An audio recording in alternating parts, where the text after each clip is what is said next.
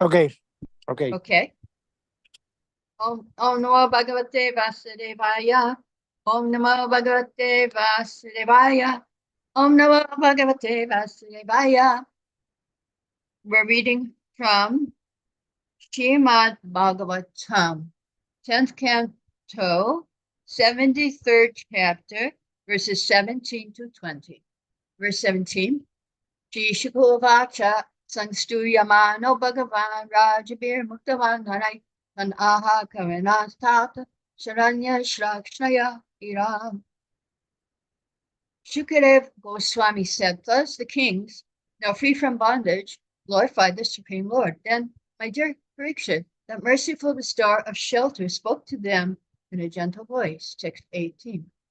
Shri Bhagavan Vacha Adya Pravittivo Kupa Mayatmanya Kileshare Sudita Jate Bhakti Padam Shangsitam Tatha.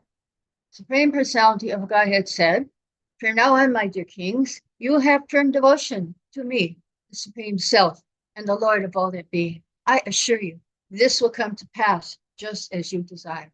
Text 19. Dishya Vyavasitam Bhupapan Taritavasina Priya Shayamadon Naham Vashun Madhakam. Fortunately, you have come to the proper conclusion, my dear kings, and what you have spoken is true. I can see that human beings' lack of self-restraint, which arises from their intoxication with opulence and power, simply leads to madness. Ha hayana visho veno ravano naraka pareshi madabham chitastana deva daityana reshaha. Haya, Nahusha, Vena, Ravana, Naraka, and many other rulers of demigods, men, and demons fell from their elevated positions because of infatuation with material opulence. Purport is described by Sridhar Swami because Haya stole the desired cow of Lord Parsham's father Jamadagni. Parsham killed him and his impudent sons. Nahusha became puffed up when he temporarily assumed the post of Indra.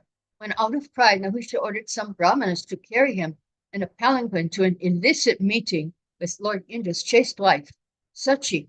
The brahmanas made him fall down from his position and become a snake.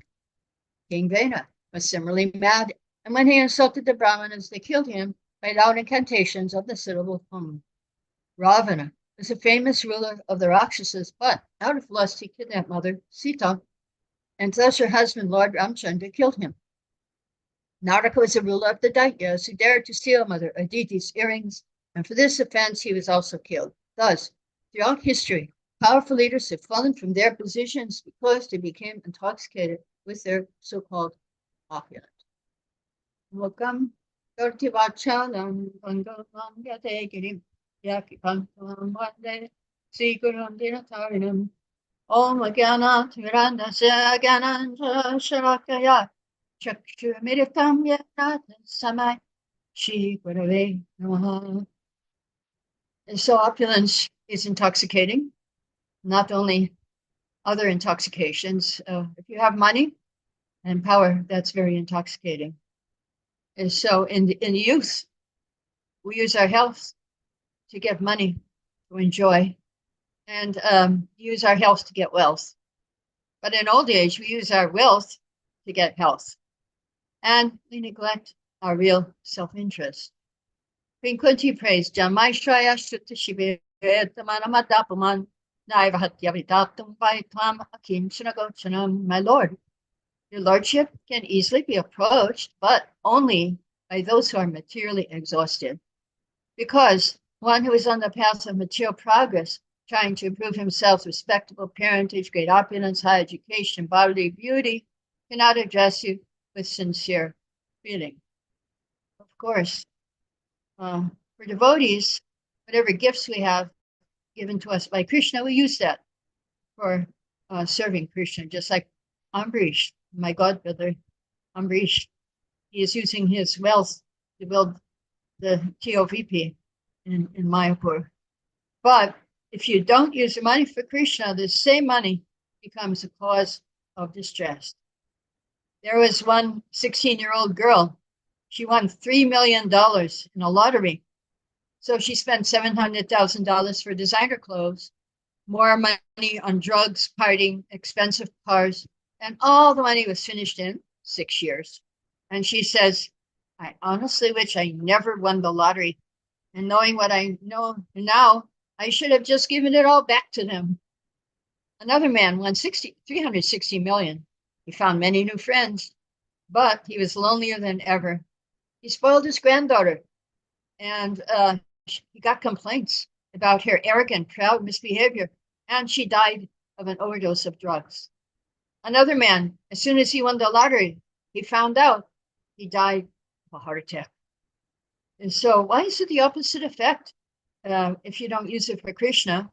Because people are taking Sita from Ram or Lakshmi from Narayani. So there's a verse in Bhagavatam, 6th canto, 19th chapter, verse 13. Mother Lakshmi is worshipping Lakshmi, and she's the reservoir of all spiritual qualities, and you, Narayan, manifest and enjoy all these qualities. So you are the enjoyer of everything. You live a super soul of all living entities, and the goddess of fortune is the form of their body, senses, and mind. So we, our body, our senses, and mind is a form of Lakshmi. And that means that Narayan, who's living in our heart, or Krishna, is meant to enjoy our bodies, our minds, and our senses. He is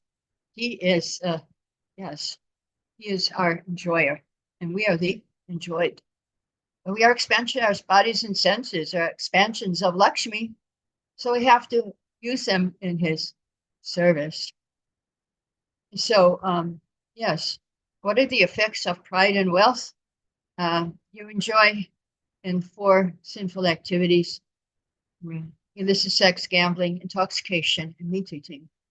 So these are the effects of pride and wealth that we see in people today. In the 1st canto, 17th chapter, verse 24, it says, Tapa shochandayastyam iti para pite pita atharmam shaischayo pagna smaya sangamadais tava neja satya. Your 4 legs were established by the 4 principles of austerity, cleanliness, mercy, and truthfulness. But it appears 3 of your legs are broken due to rampant irreligion in the form of pride, lust for women, and intoxication. So Srila Prabhupada, he comments that modern civilization, economic development are creating a new situation of poverty and scarcity with the result of blackmailing the consumers' commodities. So my son, the first job he had, he was a salesman. And he said, Mom, you know what I have to do? I have to convince people to buy something they don't really need. And so that is our, this is problem with modern civilization. That so many things we don't need, anarthas, and these are being advertised and pushed on the people. So Prabhupada recommends if the leaders and rich men spend 50% of their accumulated wealth mercifully to the misled mass of people and cultivate them in God consciousness, the knowledge of Bhagavatam, then the age of Kali will be defeated. So then in the purport of this 1st canto, 17th chapter, Prabhupada says, by pride, austerity is spoiled. By too much affection for female association, cleanliness is spoiled. Too much addiction to intoxication, mercy is spoiled. And too much lying, propaganda, truthfulness is spoiled. So we don't know what is the truth. There's fake news. AI can make any video or anything about anybody, just taking the voice and the form and say this is what happened, but you don't know. It's very, very difficult to understand what is the truth at this point in time. So Kali was given 4 places to live. But in Parikshit's kingdom, these 4 places were not available. They were not there. That is the slaughterhouse, the wine shop, the brothel, illicit sex, intoxication, teaching, and gambling. And now it's I just was seeing on the internet and on Facebook that they're going to increase the price of the lottery tickets in America. So so people will lose more money, they'll become more poor, The problem is that this is going on, and Kali is living there. So when Kali came to Parikshit's kingdom at the beginning, these four places weren't there. So he begged for one more place. And that was where gold is stored. So if you accumulate your wealth, Kali will live there. So that's why Srila Prabhupada, he recommended the Grihastas spend 50% of their accumulated wealth for spreading Krishna consciousness. It's not like, 50% of what you make in a month. It's not going to work. But if you have a whole bunch of money in the bank, then you can spend something for Krishna. Of course, the Grihasta Vision team recommends that you can give a donation of 5 to 15% of your profit in the month for Krishna consciousness. And they also describe what is prosperity consciousness. You have a proper livelihood, plus sadhana, plus you give in charity. And poverty consciousness, you have a proper livelihood, no sadhana, and no charity. So again, in Bhagavatam, 3rd canto, this is further explained about the 4 legs of religion and who is supposed to uphold these 4 legs. And it's a little different. Instead of cleanliness, you have education. So education, charity, penance, and truth are said to be the 4 legs of religion. And to learn this, there are 4 orders of life with different classification. So we have the brahmacharis, we have the grihastas, we have vanaprasthas, and we have sannyas. And these 4 pillars are supposed to hold up the 4 legs of religion. So student life, you want to get education. Household life is meant for sense gratification, provided it's performed with a charitable attitude. Vanaprastha, retirement, family life is meant for austerity, tapasya, and the renounced order is meant for preaching. So the truth, the satyam. So all of these combined actions uplift the human form of life. And so the grihastas, they must give in charity, otherwise the wealth will give poisonous effect and destroy one's life. So like when I was visiting Europe, they were dumping milk there because there's a certain quota that you can't go beyond your quota. Also butter, too much butter, they were just throwing away. So this is a problem. They don't think for the welfare of human society, but only for their own welfare. And pride in wealth. The problem is that we think we are not going to die. As Yudhisthira said, Ahanyahani bhutani gachant iha yamalayam sheshastavaram ichanti kemasjaya mataparam. What is the most wonderful thing is that we see people are dying all around us, but we think it won't happen to me. Alexander the Great, he conquered India for some time, and he did get some actual realization. There was one time he was walking on the path. He was in his chariot. He got down because there was a sage sitting in the road, near the road. And he went up to the sage and he said, "Is there anything I can do for you? I'm the emperor of the world." So the sage said, "You just get out of the sunlight. You're blocking the sun." And so that was so at the time of his death, Alexander the Great called his generals, and he said, "I have 3 final wishes after I die. I want you to do this. First of all, I want the best doctors should carry my coffin to the cemetery. First wish. Second wish, all my will should be scattered on the road on my way to the cemetery. And the third wish, my hands should be left outside the coffin for everyone to see. So why these three wishes? Because even the best doctors cannot save you from death, and you cannot take anything with you. So I saw a cartoon that one man was faced with the death, like Yamaraj, and he had to, and he said, and he was carrying all this, money and stuff, and so Yamaraj, death said, no excess baggage allowed. You cannot take it with you.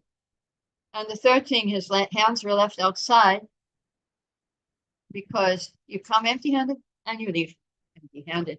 So he wanted everyone to learn these lessons, which he absorbed when he was in India. So Bhaktivinoda Thakur, he says, Emana dolabhavanavatteho hayakikora bhavanakeho evina bhajine jastra shuta charame pari vilaje.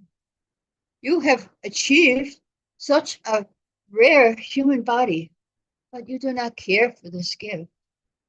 You remain not serving the darling of Yashoda and slowly fall through your last moments to death. Urito tapana hoy leasto, dinakela valihai bebiasta, tabekana e alashtapai, na vajahita yarate. With every rising and setting of the sun, a day passes and is lost. So why do you remain idle and not serve the Lord of the heart? Bhagavatam has a similar verse in the third canto, second canto, third chapter, that the sun rises and sets, and it takes away the duration of life of everyone, except those who are hearing about Krishna. And it's very interesting. One very good reason you should come to Bhagavatam class is because the sages of Naisharanya have invited Yamaraj to class. So whoever comes to class, he will not die. Because Yamaraj is here, he likes to hear Katha. He likes to hear about Krishna. And so Krishna comes as death. Mrityu Sarvaharashchaham. So better we voluntarily give everything to him now, and then we won't be in pain when we lose everything at the time of death. And of course, we can give before we die. We can give to Krishna. There is a verse, 10th canto, 22nd chapter, verse 35. Etava janmasa phalyam yehirami hadehishu pranarartati avacha shaya achanam sadam. It is the duty of every living being to perform welfare activities for the benefit of others with his life, wealth, intelligence, and word. So first thing that is said, give your prana, give your life to Krishna. But you may say, no, that's too difficult. Can't give my life. Okay, next, you can give a donation, artha. Give some money. You say, well, I'm not very rich. Okay, next thing, diya. Give your intelligence. Help to organize things. You say, well, I'm not so intelligent. Okay, one more thing's left. Vacha. You can give your words. You can chant Hare Krishna. You can sell some books. You can also get other people to chant. So, yes, these things we can give to Krishna. So, and also, there's the four regular principles. No meat eating, no illicit sex, no intoxication, no gambling. And Prabhupada in one lecture tells us how we can do these four things in a pious way and not in a sinful way. Instead of eating meat, we eat prasadam, offered to Krishna. Instead of illicit sex, you get married and have kids for Krishna. Instead of going and having intoxication, you be intoxicated with chanting Hare Krishna. In the early days, we had a poster, we had a saying, especially for the hippies, that stay high forever. Because when you go on a trip, they call it trips, taking LSD and hash and all these things, you get high and you feel happy. some sort of happiness, relief from suffering. But in Krishna consciousness, you don't need these drugs. You just chant Hare Krishna and you stay high forever. You don't come down. With all these drugs, you come down. You have to come down, then you need to get some more drugs. Well, with the chanting, you don't come down. You stay high forever. But real wealth, actually, is not money. We're after spiritual wealth. What is the wealth of the Brahmins? Wealth of the Brahmins is forgiveness and austerity. Parshuram, when he got a bit out of hand, his father preached to him. He said, we are Brahmanas. We have become worshipable for the people in general because of our quality of forgiveness. It is because of this quality, Lord Brahma, the supreme spiritual master of this universe, has achieved his post. So, if you want to become Brahma, and you get a lot of opulence in that position, be forgiving. Just by forgiveness, this is Parshuram was taught by his father. Also, he told his son, the duty of a Brahmana is to culture the quality of forgiveness, which is illuminating like the sun. Supreme Personality of Godhead is pleased with those who are forgiving.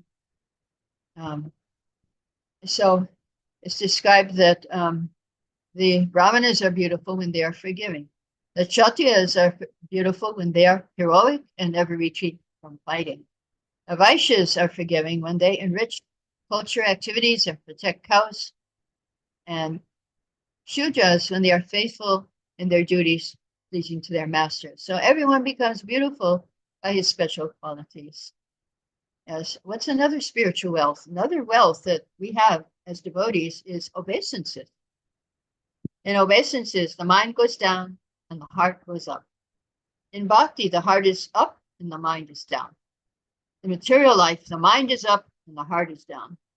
So obeisances means devotional feelings. We can control the mind by performing obeisances. Now, there was one disciple of Lord Chaitanya's time, Devaki Nandan, and he had a prayer. And he said, obeisances I offer to all devotees, past and future, including those who are devotees for a short time, those who will become devotees in the future, and who else? Yes. Well, that's what he said. What is another spiritual wealth? That is prema, love of Godhead. So how can we begin on the path of prema? Gratitude.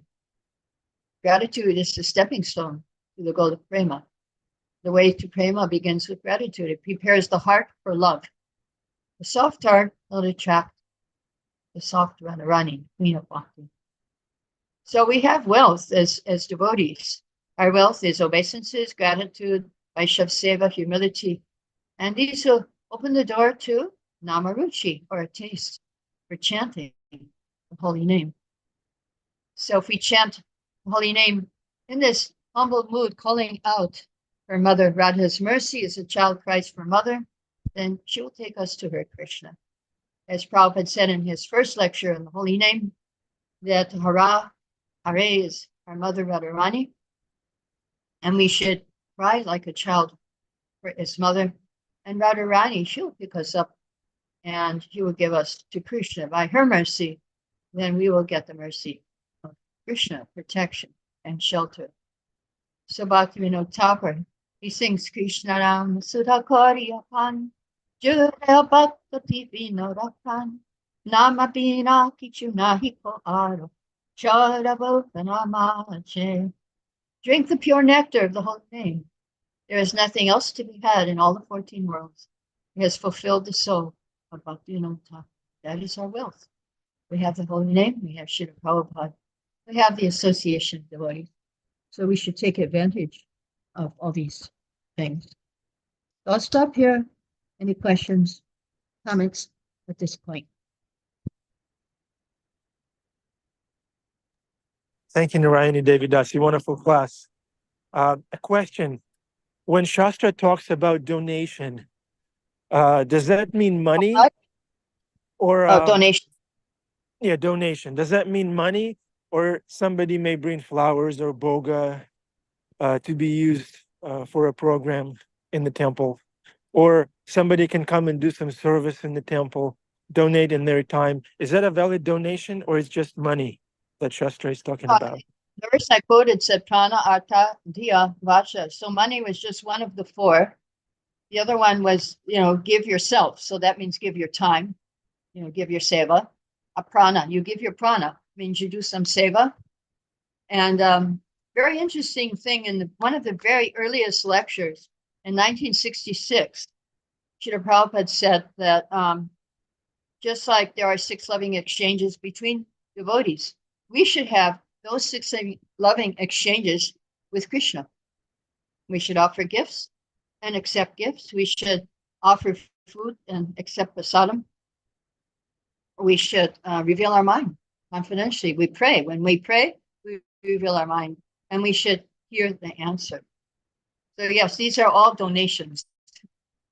Just like in the very early days, Gargamuni and Brahmananda, they were getting initiated by Srila Prabhupada, and their mother came for the initiation.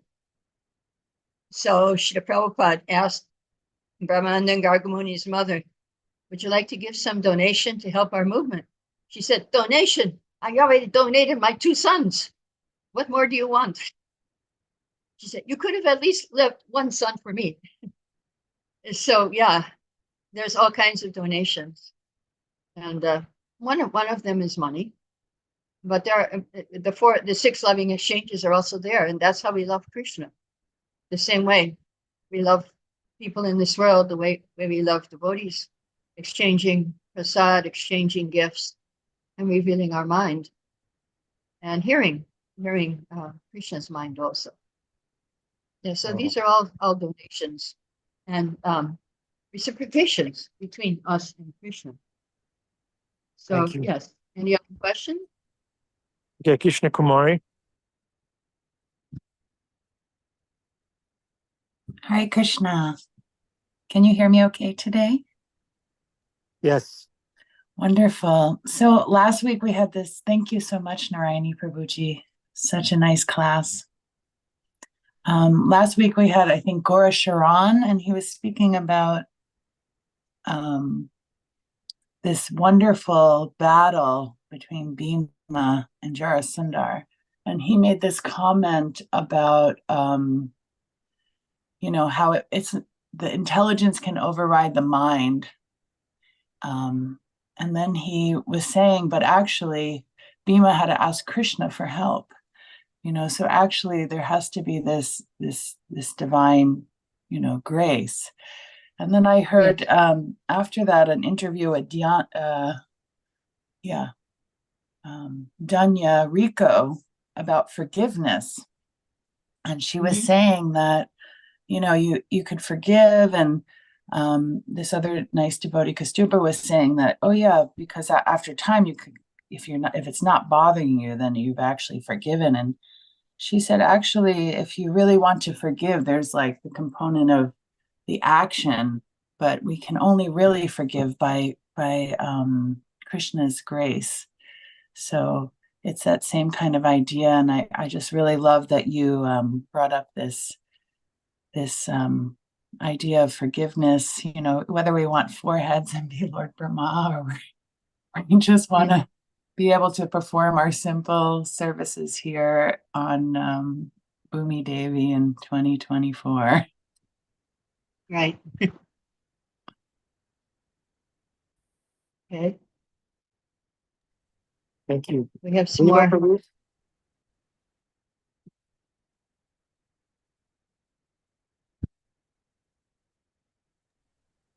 Bhima Prabhu, Lord Chaitanya's farm.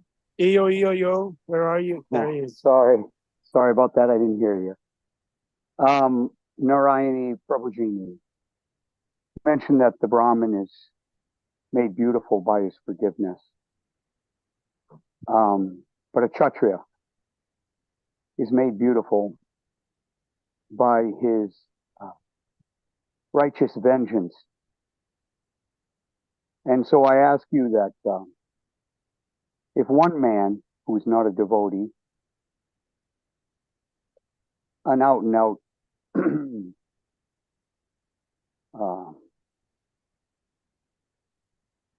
malevolent personality, does wrong unto another man through no fault of his own, but out of malevolence only, a great betrayal.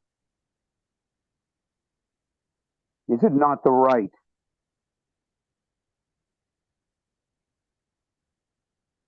when one prays to Krishna? Is it not the right of that man to seek vengeance and to give unto the other at least equal to that pain that has been rendered unto him? Is it not by the laws of Manu justified? That's my question. Yes. So if you're going by the laws of Manu, then we have to go back to when there was monarchy, and when anybody was betrayed, or what, as you say, they were treated wrongly, they would go to the king for justice. That was the process, and the king would give the justice. He would say, "Okay, I punish this man by, such and such." So that was, it's generally you didn't take it into your own hands unless you were a Kshatriya. The Kshatriyas were the ones who administered justice to everyone. So all the citizens had a right, everybody had a right to go in front of the king and tell him, this is what happened to me. Please give me justice. Even the dog one time, and we read in, I think it was in Ramayana, he said, I want justice. I want justice. This man beat me for no reason. And this man was, he was a monk, and he beat this dog, and the dog went to the king, and the king called the monk. And so the king said to the dog, "What punishment should I give this man who beat you?" And the dog said, "Make him the head of a monastery." He said, "Because last life I was the head of a monastery and I did wrong things, and now I got the life of a dog." It's so very interesting how justice is given. But the Kshatriyas were in charge of justice. And if a Brahmin, any of the other castes, the Brahmanas, the Vaishyas, or Shudras had a complaint, even the dogs could go to the king and get justice. We have no kings. I know that's the problem. We have the courts. I mean, we have judges. So they're supposed to give justice. You have lawyers and you have judges. So they're kind of like where we're supposed to go now. Yeah. You get a lawyer. Of course, it's Kali Yuga. So unless you have money, it's said in 12th Canto, if you don't have money, you won't get justice. It's Kali Yuga. Not getting justice. That's not an option. Thank you. Yeah. Hare Krishna. Hare Krishna. In addition to lawyers and judges, can we also go to the milk ocean and pray to Krishna? Well, yes. Just like you have to pray, but you also have to take some action at the same time. Yeah. Just like one time one devotee wrote to Prabhupada, should we pray to Krishna to get a new Sankirtan van? And Prabhupada said, yes, you pray, but at the same time, you endeavor to get the money for it too. So, yeah, it's not like, we pray and that's everything. We have to also endeavor. The two go together, endeavor and prayer. And if you read Bhagavad Gita, chapter 18, I think it's verse 15, where there's 5 factors of action. One of them is endeavor, one is the performer, but the super soul is also there. He's also one of the 5 factors of action. So that's there. He's there. And of course, he's the main one. So yeah, when all material things fail, then prayer also is very, very, we have to go to the spiritual approach. But it's good to take the spiritual approach in all cases. But sometimes you also need to get justice, trying through the material means that we have available to us.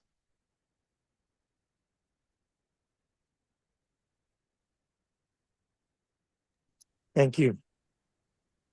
Let's see if there's anything in the. Oh, hold on. I see Adipusha Prabhu is smiling mysteriously. Would you like to glorify I Krishna? do have something more I could add. Go ahead.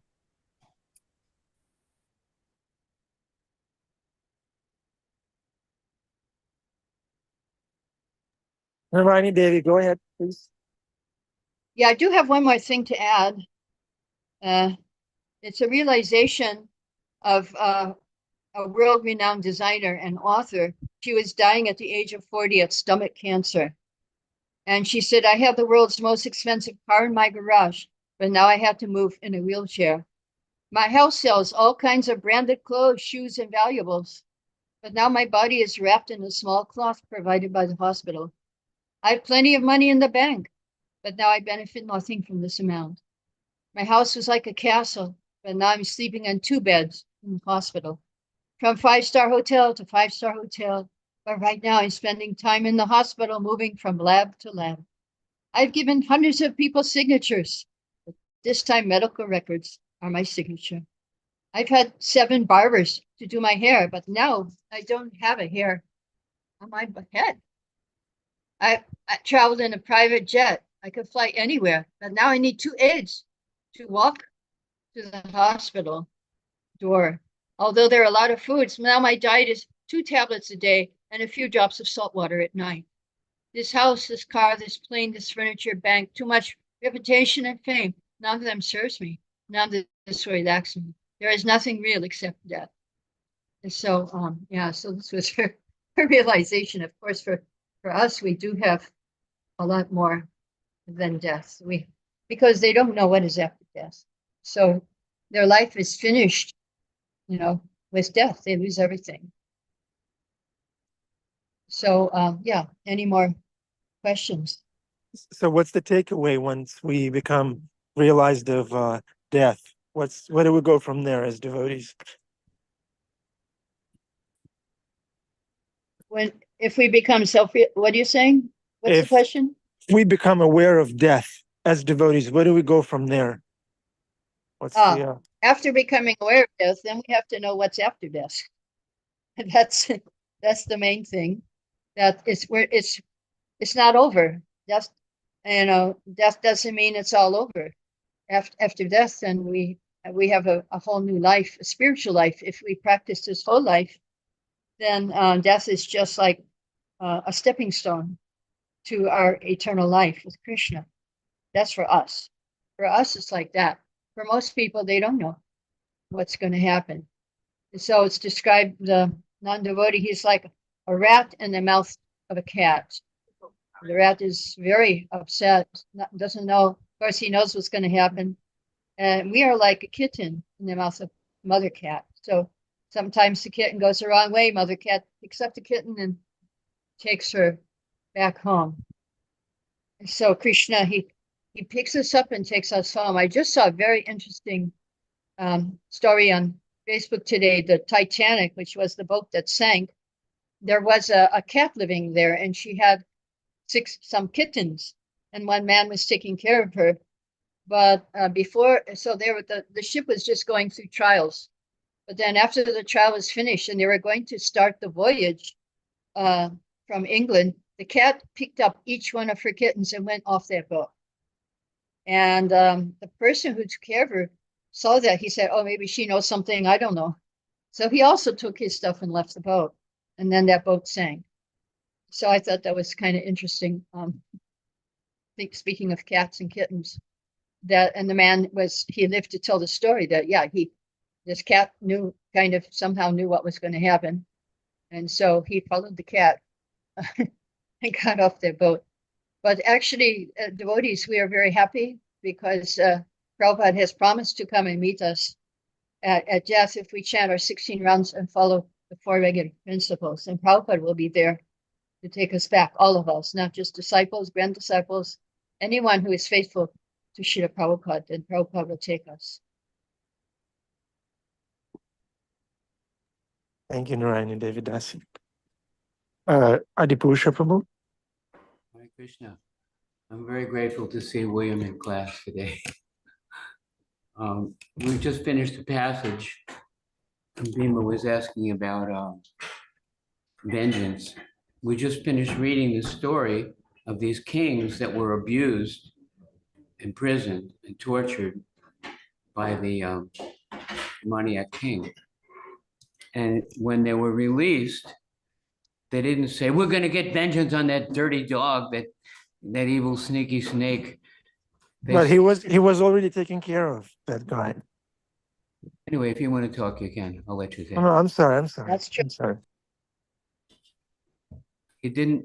Yeah, well, they saw Krishna. Once you see Krishna, everything is, you forget everything and you just want to be a devotee. And that seems to be their mentality. They were grateful for Krishna protecting them, or releasing them. And they just now the only thing in their mind was to do devotional service. See Krishna face to face. What do you want to do? Yeah, well, that ain't happening anytime soon. Their response, not that everyone responds exactly the same way, but their response was to feel sorry for this evil person. And we know that nobody, you want to talk? Nobody gets away with anything. The Krishna knows exactly, for every action, there's a perfect. Mata, do you want to talk? You can. I'm sorry I'm interrupting. Go on. You can speak if you like. She's just agreeing with you. What that? I think she's just agreeing with what you're saying. Oh, she's agreeing. I heard now. So anyway, the point is that the exact response will be there. Of course, if we're called upon to give some punishment as a service and out of love for the person who we're punishing, then that's appropriate. But in this case, it was very interesting to see that they weren't bitter, but they felt sorry for the offender because they knew he's going to suffer, and he did. So the Bible, wait a minute, Das wants to speak. You're saying done to them, you're going to say. I can't hear you, You're Das. saying done to them. That's what we're getting at. So, Yeah, for them. You said. Das is saying that somebody sometimes says, a devotee will say, this isn't happening to me, it's happening for me, because Krishna's loving hand is behind us. Oh, wow.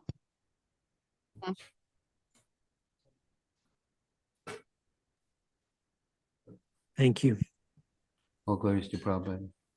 Narayani Devi Prabhu, would you like to make a closing remark? Maybe it's 8 o'clock.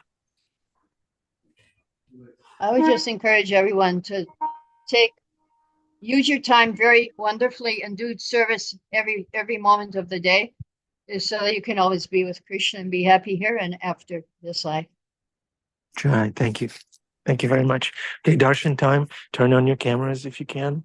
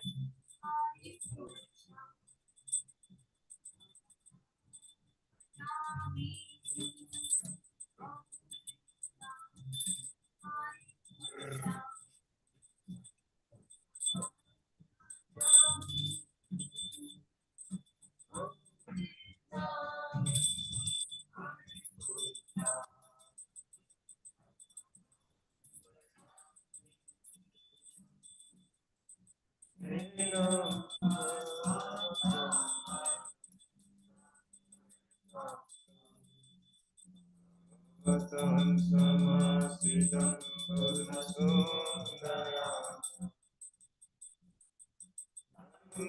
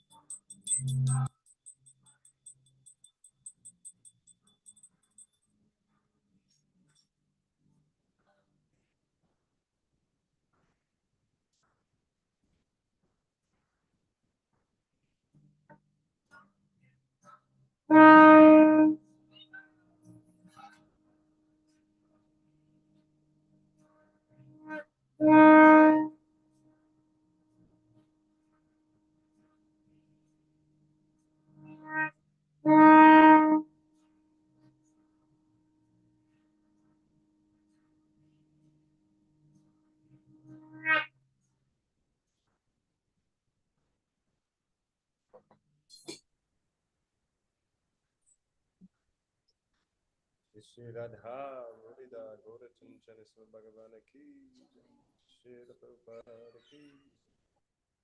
Jai Shri Shirana Muladhara. Okay, dear devotees, do not mess with Bhima. He read Manu Samhita. He knows what to do. He knows how to stand up for himself. It's a joke. It's a joke. Okay, Jeffrey Eckler, how are you doing? Very well, Prabhu. I'm doing okay. I'm just considering, and I had posted something in the chat earlier, but, and it's maybe not a question to be answered, but it's food for thought. Isn't it somewhat convenient and, if I'm a little bit uh, discerning, isn't it a bit suspect that we would elevate a God that is the master of all opulence when we ourselves, according to Shastra, are intoxicated with opulence? And just for a counterpoint, when we talk about like the parables and the stories of Jesus, his kingdom was of another type. His admitted power was not a material power. And so when we look at this tradition of Krishna adoration, there's a culture that was very opulent, that elevated this god, and I'm talking sociologically, not as a devotee or as, but just logically. Let's think about this. Why would that be the um, the ultimate extent of the truth? Is an opulent God? It seems to be very self-reflective and less admitting of the fact that the ultimate truth would transcend all of the material realities, including the intoxication with opulence. Why would Krishna even care for opulence?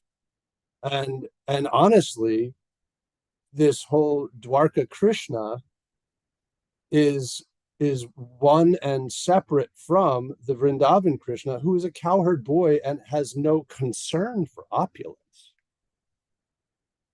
So it seems as though there's a bifurcation of Krishna as Dwarka Krishna, Vrindavan Krishna, and it's kind of a buffet for the believer to say, okay, well, I want my God to be opulent today, so I'm going to pick the Dwarka Krishna. But if I want my God to be loving and playful, then I'm going to pick the Vrindavan Krishna. And that's not truth, that's opinion, right? So I'm just trying to wrap my brain around it, and I'm sorry if I'm offending people by saying it, but it just seems convenient.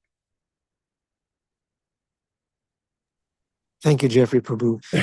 Dale Garanga is giving class tomorrow, so we're going to save your questions for tomorrow. Maybe he's a good person to ask. And I don't mean to diminish the beauty of God. I don't mean it that way. I'm just trying to logically and, sequentially understand why that would exist. And I go back to it every time because there's different perspectives on this, but humans wrote these words down.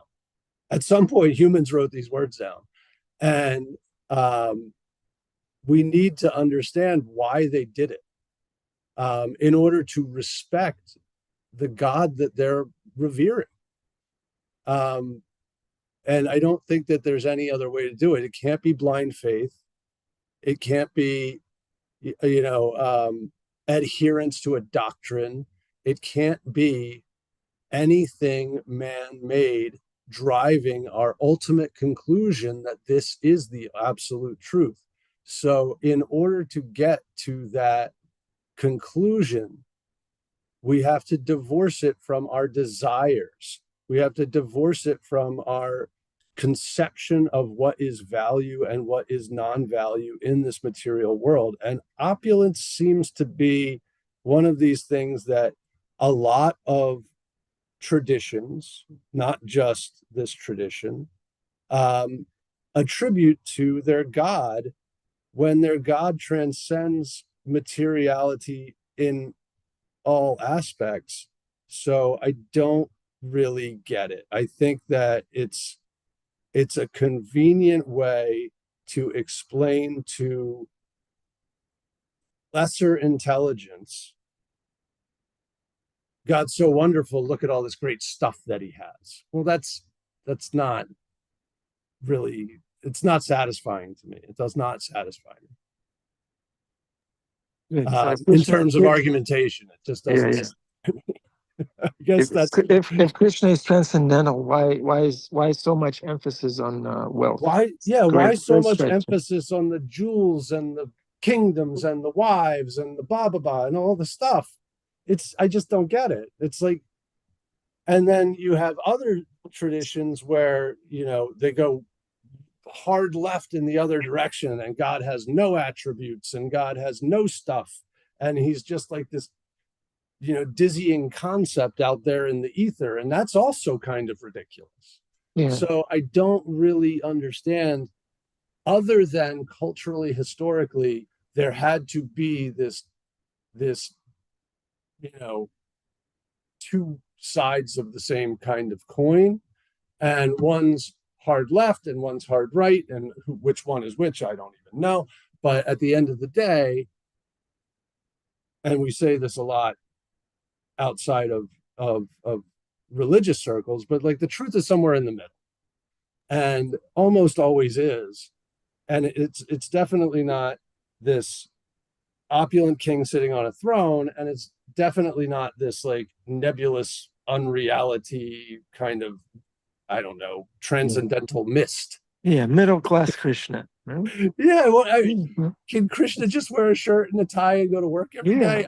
I'm just kidding, but no, I really think that there's something to be discussed in that, especially because this verse today brought it up, this intoxication with opulence transmuting itself into an intoxication with a God who is opulent. I have questions, Prabhu. I have questions. Okay. That's a cliffhanger. Come tomorrow, dear devotees. This question will be answered. Haribol. I love you all. Thank you for listening. Okay. Hare Krishna. William Prabhu, can you put your question in the chat, please? In the chat. It's not a question. Okay. Then okay. William, just quickly. Say it quickly then.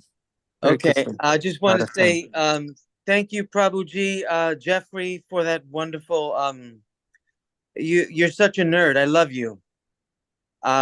When you talk, I get nervous. I don't know how to respond to you. But all my life, I love to be around nerds because they're so smart. They know what they know, and that's it. I just want to say that's what drew me to interfaith. The fact that there are many religions, and there's only one Krishna. All religions are like a puzzle piece, making a wonderful, loving, Krishna conscious movement. Thank you, Prabhuji. Thank you, William Prabhu. Krishna Kumari. Yeah, actually, that segues into kind of what I was going to just throw out there is like Krishna in the Bhagavatam is the interfaith. He's like showing up in all ways so all people can find something, to love. And that's why it's like going through all the different yugas. And I mean, some people are like, their Ishtadev is like Korma, Some people, their Ishtadev could be, wrong. It's just like we're all individuals, and we do each have like a very special relationship. Krishna Kumari, I think Kurma Dev is interfering here. It makes you so for you, Jeff, you might be the grass or the flower that bows down to Krishna and Balaram, and for someone else they want to be on that tray. Krishna Kumari, we can hear you. It's very, very I think Kurma Dev is interfering here and makes it sound very slow. Can hear us. I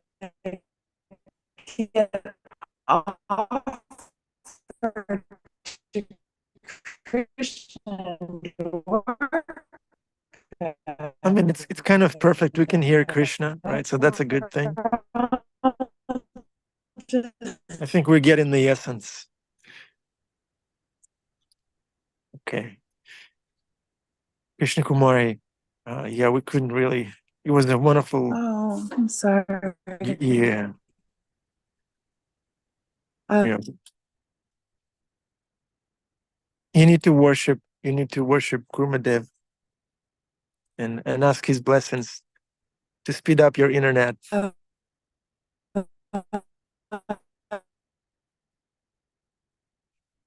Yeah. Okay. Yeah, she tuned out. Okay, Adipusha Prabhu, maybe you can answer. So if Krishna is transcendental, why so much emphasis on his opulence? Is Krishna's opulence material? Um, how do we down here with so much scarcity everywhere? How do we take Krishna's opulence? And so many wives and palaces and all that. How we're supposed to process those things? You're confusing the word opulence and scarcity with the word satisfaction. With what word? With the word? Das's phone's going off. Like, you're confused. As far as I can see, it's possible to confuse the word opulence and scarcity with the term satisfaction. In the Hasidic tradition, it says, "Who is a wealthy man?" One Who's happy with what he has? one who is satisfied with whatever the Lord has given. Satisfied. One who is satisfied with whatever the Lord has given. And one of Krishna's opulences is his loving care for each and every one of us. And even if he gives us suffering, that's a gift. Seeing Krishna, being Krishna conscious, is the equalizer.